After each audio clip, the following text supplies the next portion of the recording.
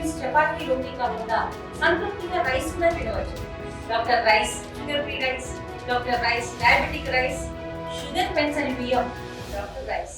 क्या तेलंगाना के endowment board में कोई गैर हिंदू मेंबर बन सकता, नहीं बन सकता?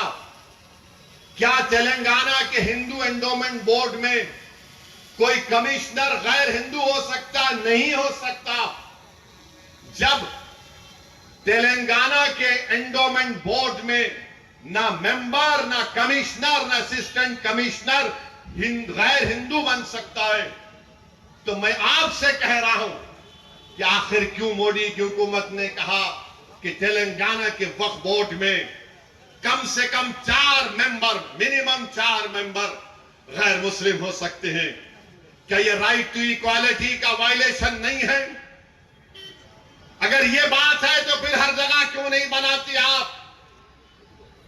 अगर आप किसी एंडोमेंट मंदिर को, गुड़ी को, भगवान को अपनी जमीन दे सकते हैं, और वहां पर आपसे, हमारे हिंदू भाइयों से कह रहा हूं, आपसे ये नहीं कहा जा रहा है कि अगर आप इस गुड़ी को, इस भगवान को या किसी मंदिर को आप अपनी जायदाद दे रहे हैं, उसमें अपने बच्ची का हक मारना नहीं। हमसे कहा जा रहा है कि अगर मैं अपनी जायदाद को अल्लाह के नाम पर वक्फ करता हूं, अल्लाह को मालिक बनाता हूं, वक्फ अल औलाद करता हूं, तो मोदी बोल रहे कि बच्चियों का हक नहीं मारना। अरे बच्चे का सवाल नहीं है, अल्लाह को दे रहा हूं। ये हमारी शरीयत में मदाखलत है। ट्रांसफर ऑफ प्रॉपर्टी एक्ट है। ओरल हम गिफ्ट दे सकते, इसको हिबा बोल सकते। अब मोदी ये बोल रहे कि ओरल आप प्रॉपर्टी अपनी औलाद को दे सकते, मगर ओरल आप प्रॉपर्टी कानून बनने के बाद वक्फ बोर्ड को नहीं दे सकते। क्या ये ट्रांसफर ऑफ प्रॉपर्टी एक्ट के खिलाफ नहीं है? ये हमारे हिंदू भाइयों को समझना चाहिए, हमारे हिंदू बहनों को समझना चाहिए, जो ये समझ रहे हैं कि नहीं नहीं मुसलमान ऐसा नहीं है। आप भगवान को मानते हैं, हम अल्लाह को मानते हैं, इस जमीन व आसमान के खालिक को सब मानने वाले हैं। अगर हम हमारे जमीन व आसमान के खालिक को कह रहे हैं कि अल्लाह के नाम पे हम दे रहे हैं, तो फिर 2 कानून कैसे होंगे? ये बात आपको समझना चाहिए। तीसरी बात कहा गया कि अगर कोई मुसलमान है तो उसको बताना पड़ेगा कि वो मुसलमान है। यानी क्या, किसको बताएं हम? कल जाकर कोई बीजेपी का आदमी निजामाबाद में बोलेगा नहीं नहीं इलियास साहब तुम ये मलगी वक्फ नहीं कर सकते तो मुसलमान ही नहीं है। यानी 5 साल तक नहीं दे सकते। अच्छा 5 साल का सर्टिफिकेट कौन देंगे? अमित शाह देंगे? बताओ कौन देगा सर्टिफिकेट हमको 5 साल का? कलेक्टर साहब देंगे, एसपी साहब देंगे। अरे जो कलमा पढ़ लिया उन्हें मुसलमान हो गया। जब हिंदू धर्म को मानने वाला मान जाता है, हिंदू हो जाता है, तो मुस्लिम धर्म को मानने वाले को एक टेस्ट क्यों? ये टेस्ट क्यों बताओ आप? आखिर क्या हो रहा है? नहीं 5 साल तक नहीं दे सकते। मेरी एक आरएसएस के वाबस्ता कई तंजीमें पार्लियामेंट को आए थे, मुझसे बोले कि आप खामखा मुखालिफत कर रहे। मैंने कहा ये बात बताइए, अगर कोई मुसलमान चाहे हिंदू धर्म को प्रॉपर्टी अपनी दे सकता, तो बोले हां दे सकता। मेरा फिर मैं अपने अल्लाह के नाम पे क्यों नहीं दे सकता हूं? बोले नहीं 5 साल का कानून। बोला चलो मान लिया तुमको वाली बात को थोड़ी देर के लिए। 5 साल में मैं क्या किसी को दे सकता हूं? हिंदू धर्म की मंदिर को, ईसाइयों के गिरजाओं को, सिख धर्म के गुरुद्वारा को? हाँ बराबर दे सकते हो उनको आप। मिला वहां दे सकता हूं, यहां नहीं दे सकता हूं। ये कौन सा आर्टिकल 14 है बताओ? तो बोले तुम्हारे से बहस करना बेकार है। मालिक आसार कदीमा होगा, माने बनाने वाला कौन?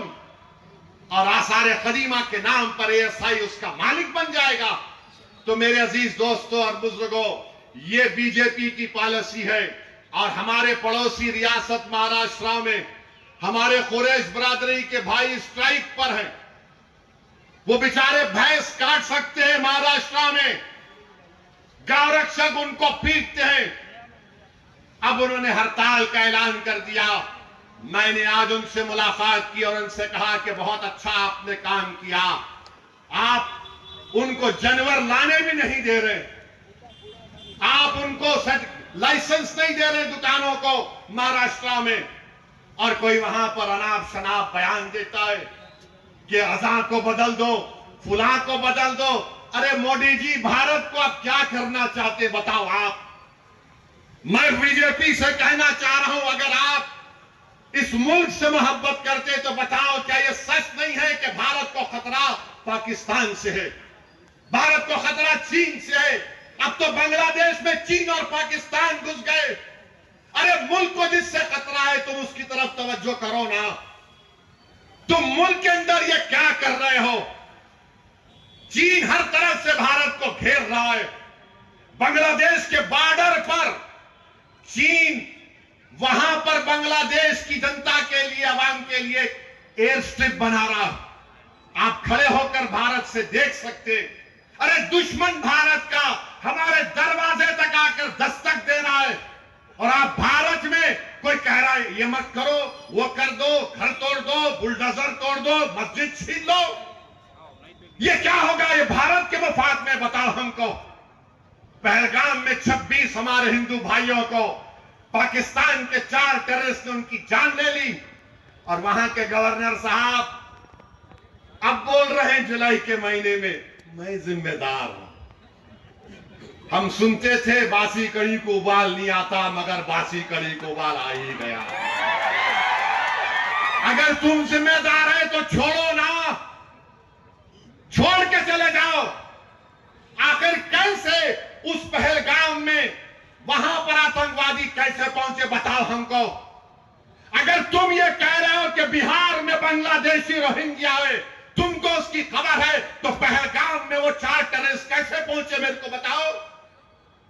तुम बोल रहे कि बिहार में नेपाली हैं, तो फिर पहलगाम में 4 टेररिस्ट कैसे आए? तुम सो रहे थे? तुम्हारा एडमिनिस्ट्रेशन आग बंद करके बैठा था ताकि वहां पर 26 हमारे हिंदू भाइयों के सरों में गोली मार दी जाए? बताओ। जब तुम इलेक्टोरल लिस्ट के नाम पर बांग्लादेशी रोहिंग्या बोल रहे, अरे पहलगाम का बदला लेना है।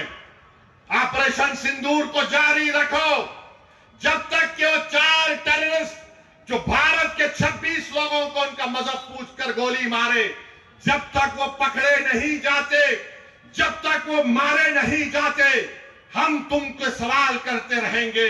पहलगाम मोदी हुकूमत की एक सिक्योरिटी लैब्स का एक कामयाब आपके सामने एक एग्जाम्पल। मेरे अजीज दोस्तों और बुजुर्गों, हम यहां की हुकूमत से भी कहना चाहेंगे कि आप ताउन करें गरीबों को इनका बर्थ सर्टिफिकेट बनाने के लिए, इनका पासपोर्ट के पुलिस वेरिफिकेशन को जल्द से जल्द कराने के लिए। हम भी नहीं चाहते कि तेलंगाना में ऐसी हुकूमत आए जो हिंदू और मुसलमानों में नफरत को बढ़ावा दे। हम नहीं चाहते कि कोई वो ताकतें यहां पर मजबूत हो जो बुलडोजरों से घरों को तोड़ना चाहते हैं। हमने हमेशा दिलों को जोड़ने वालों का साथ दिया, दिलों को तोड़ने वालों का साथ कभी नहीं देंगे। इंशाअल्लाह ताला all India Muslim personal law board को अल्लाह उनकी कोशिशों में उनको कामयाब और कामरान करेगा।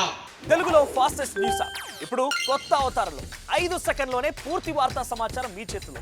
సోషల్ మీడియా ట్రెండ్స్ మీ కళ్ళ ముందుకే live TV and voice search ఆప్షన్స్తో ఇప్పుడే డౌన్లోడ్ చేయండి. యాప్ లింక్ డిస్క్రిప్షన్లో ఉంది.